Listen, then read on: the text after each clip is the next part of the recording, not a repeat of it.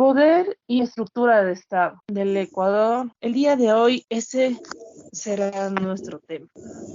Estamos hablando sobre los poderes y la estructura de nuestro Ecuador.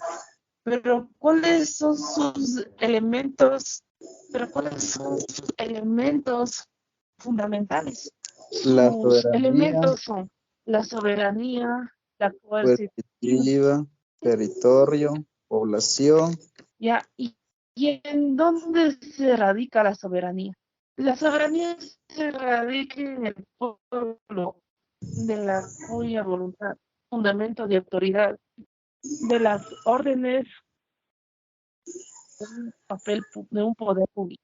¿Cuáles son los deberes primordiales? El Estado es fortalecer la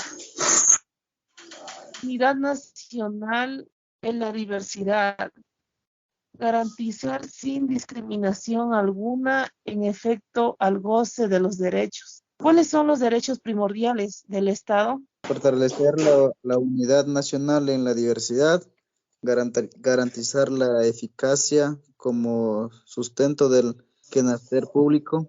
Ya, ¿y cuáles son los deberes primordiales del Estado? Los deberes primordiales del Estado es proteger el patrimonio natural y cultural del país. Ellos tienen que garantizar la seguridad. El Estado tiene que protegernos, garantizar a sus habitantes el derecho a una cultura de paz, a tener tranquilidad.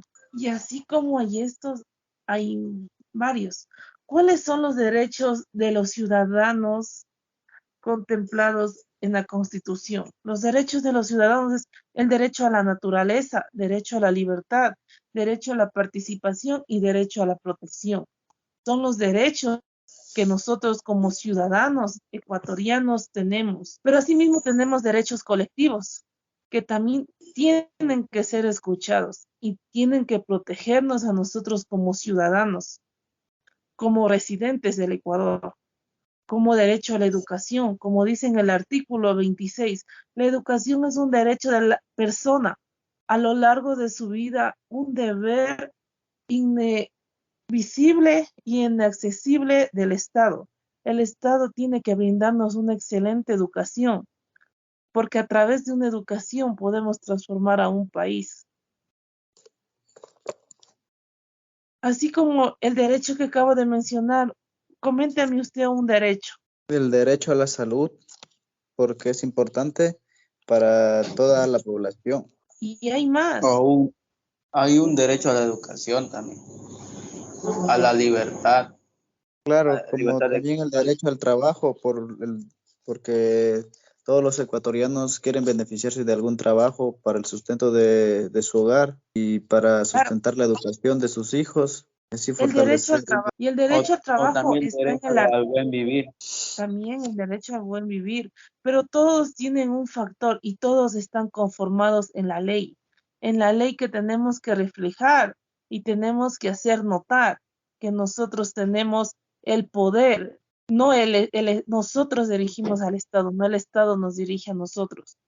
Por eso tenemos el derecho de seguridad a la alimentaria que está en el artículo 13, donde dice que las personas y las colectividades tienen derecho al acceso seguro y permanente a los alimentos sanos, suficientes y nutritivos. Así como hay este derecho al nivel del país, también hay un derecho a nivel internacional, como es el ARSA.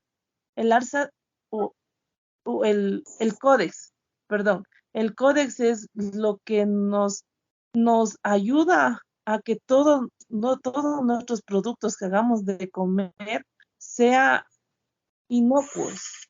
Y asimismo, por eso también, y mediante eso, también se basa el derecho a la seguridad de alimentos. Pero también tenemos lo que es el derecho a la seguridad, ese que está basado en un artículo de la ley, que está en el artículo 88, 82, que dice que el derecho a la seguridad jurídica se fundamenta en el proceso a la Constitución y a la existencia de normas jurídicas previas, claras, públicas y aplicadas por la autoridad. Tenemos que hacer valer nuestros derechos. Tenemos que hacer valer todo lo que está escrito en una constitución. Tenemos que dar voz dar voz y protestar a lo que nos corresponde como ecuatoriano.